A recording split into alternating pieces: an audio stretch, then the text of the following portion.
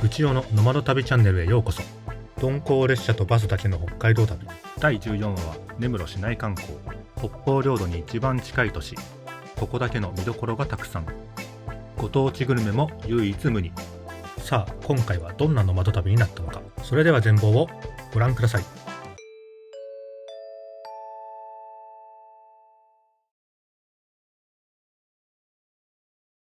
釧路から快速のサップで2時間ちょっとかけて根室到着しました。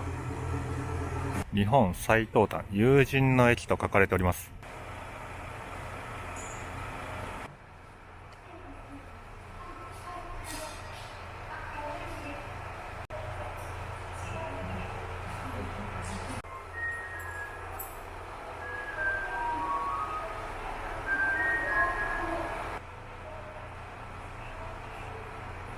こちらが根室駅の駅舎です。根室は花咲ガニが有名とのことなんですが、それを象徴するように駅前にはカニ屋さんが並んでおります。こちらが根室駅前の大通り。駅前に観光案内所とバスターミナルがありますね。根室はロシアが実効支配する北方領土に一番近い、主要都市とのことで、このように北方領土改正というモニュメントもありますね。常盤台公園という場所に来ました。噴水がありますね。こちらには謎のモニュメントがあります。さっきここの公園でアジア系の顔した女性がロシア語を喋ってるのを目撃してしまったんですが、根室はそういったロシア語を喋る方多いんですかね。ロシア人の移住者とかいるのかな。どうなんだろう。あんまり聞いたことないけど。根室も稚内と同じく標識にロシア語の表記がありますね。国境の街っていう雰囲気がやっぱりここも感じます。優しくロシア語を併記してあげてる一方で、北方領土はちゃんと返してねと、そういったちょっと政治的には複雑な街ですね。こちらが根室の市役所です。根室はアメリカのアラスカ州シトカ市と富山県黒部市と、あとロシアのセベロクリリスク市と姉妹都市を提携しているみたいです。根室から北方領土の色丹島は105キロ、そして歯舞諸島は24キロしか離れてないんですね。根室港の英語表記は根室ポートと書くのに、花咲港の英語表記は花咲港と書くの、どういった判断なんでしょうか。こちらにもロシア語表記ありますね。下からポルト根室、ポルト花咲、一番上なんだろう。後ろのサッピーって書いてあるんで、多分ノサップ岬のことですね。ムビクのノサッピーかな。ちょっとわかんないな。キリル文字多少なりと読めるだけですので。1792年にラックスマンは根室に来航してるんですね。どうやらリンドバーグも根室に立ち寄ってたようです。釧路と同じく根室にもイオンがちゃんとありました。根室のイオン。建物はちょっと古めですが、買い物はここに来ればまず困らなそうですね。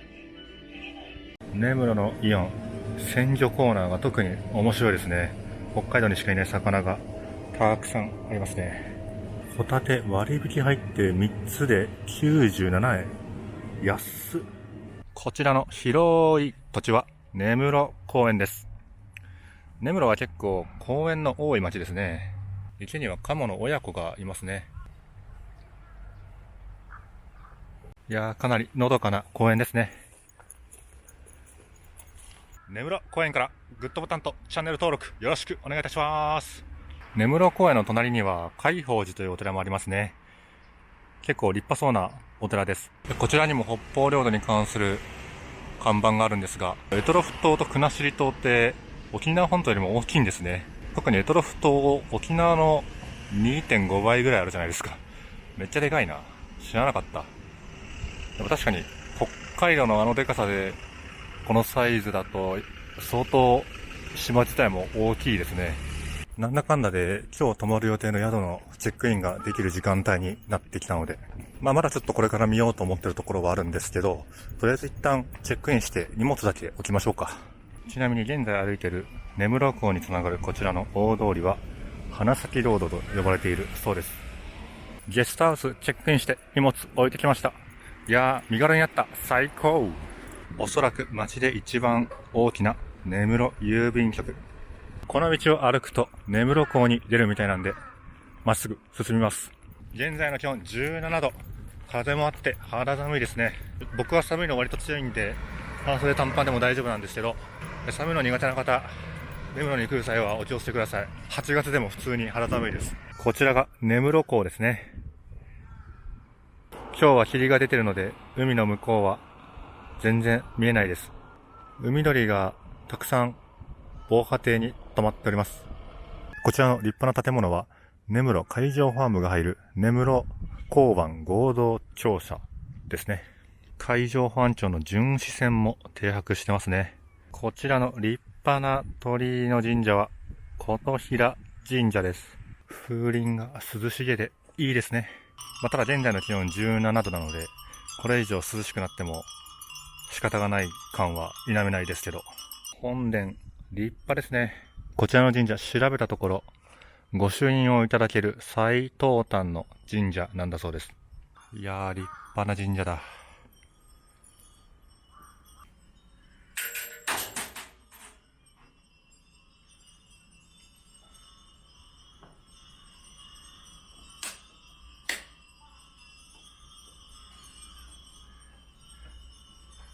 神社の敷地には、琴平神社の創始者、そして北方領土及び根室地方開拓の功労者、高田屋貨幣の銅像があります。高台にある神社からは根室港を見渡せますね。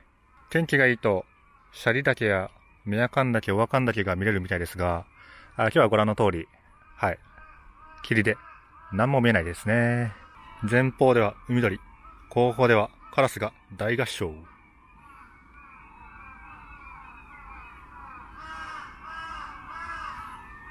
さて、日が暮れる前に残りの根室市内観光をサクッと終わらせましょう。神社の注意書き、めっちゃクラシックな感じ。定休日のようですが、純天然温泉、港湯。純ってどういうことだ？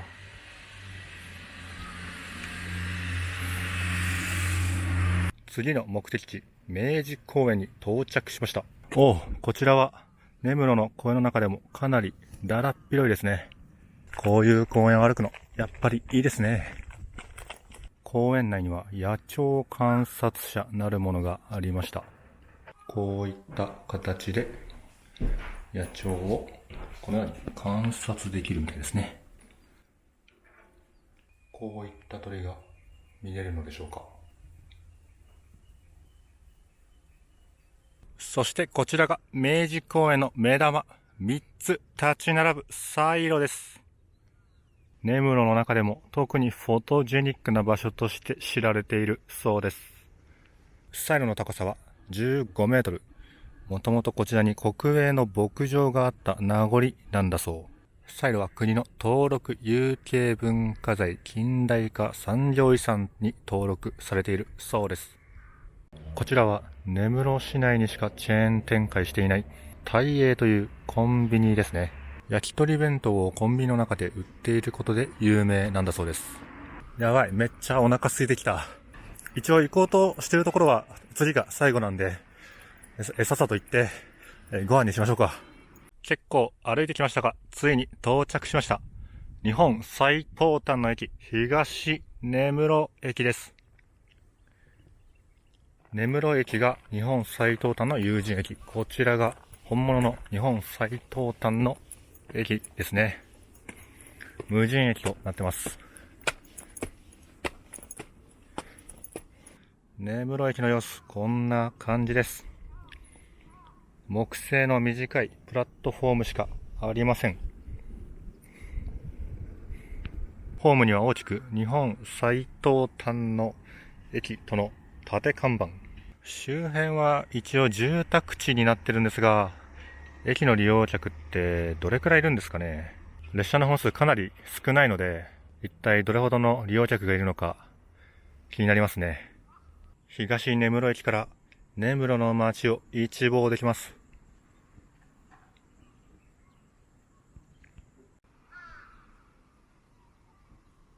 誰かの落とし物の折りたたみ傘でしょうか。駅員さんがいたらね、渡せるんですけど、この駅だと、ここに置きっぱするしかないかな。列車の本数は、上りが1日6本、下りが1日5本ですね。東根室駅からの切符運賃表。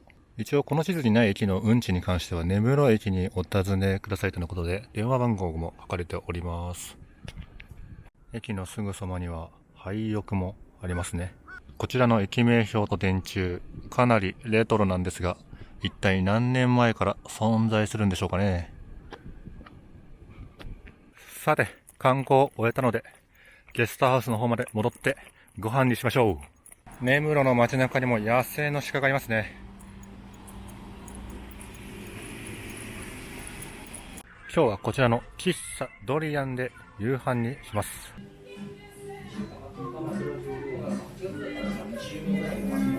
まずは札幌クラシック。北海道に来たらもうこれしか注文しないです、基本。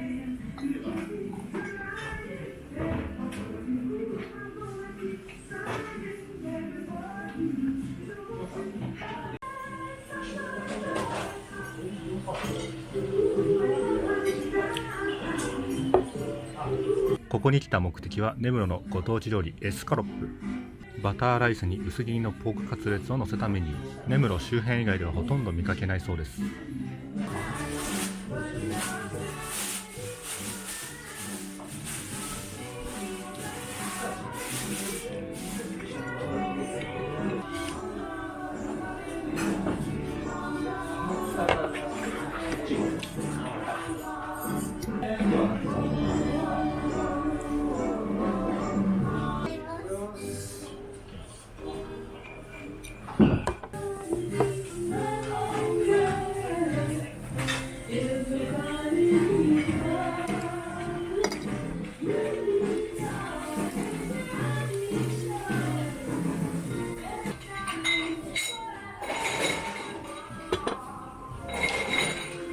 エスカロップ美味しかったんですが、意外とペロッといけちゃったんで、まだまだ全然お腹入るんですよね。なので、タイエの焼き鳥弁当でも買って帰りましょうか。ちょっとタイエ距離あるんですけど、まあ10分ぐらい着くんで、行ってみたいなと思います。おお、現在の根室の気温 15.3 度。いやー、肌寒いな。8月頭でこの気温はやばいですね。ちなみに今日の根室の最低気温は14度だそうです。タイエありました。こちらで焼き鳥弁当買って宿に戻りましょう。いや、タイエコンビニなのに花咲ガニ売ってんだけど、しかも安い。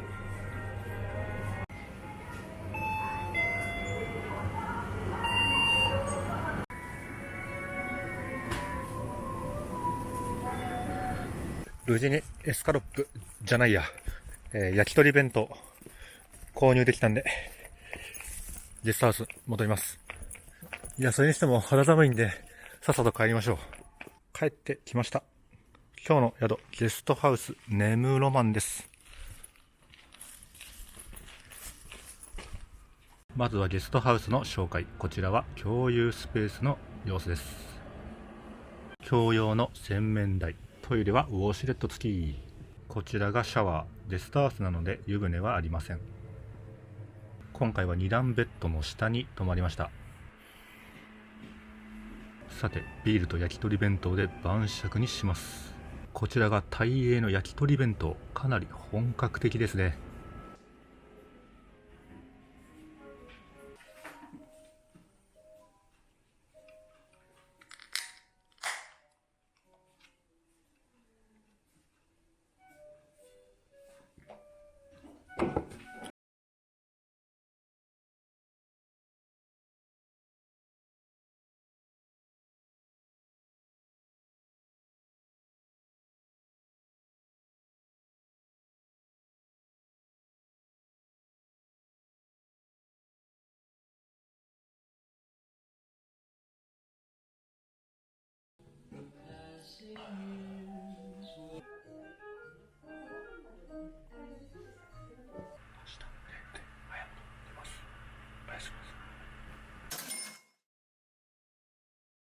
根室の明治公園からグッドボタンとチャンネル登録よろしくお願いいたします。